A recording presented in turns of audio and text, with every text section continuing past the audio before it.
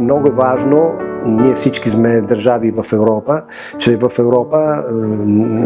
ще има една обща култура, как да се реагира върху тези действия, криминални действия, как да се реагира, как да се работи към превенция с успех и как евентуално, когато се реагира с една наказателно право, което работи добре и който фактически включва всички тези неща като наказание,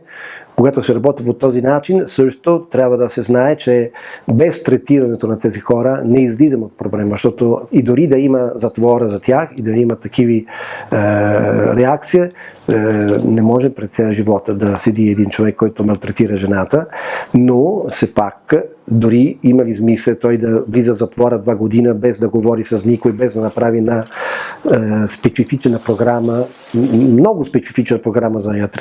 да третира този човек, може да го връщаме на обществото и да сме сигурни, че той няма да отново да прави тези неща. Това просто е.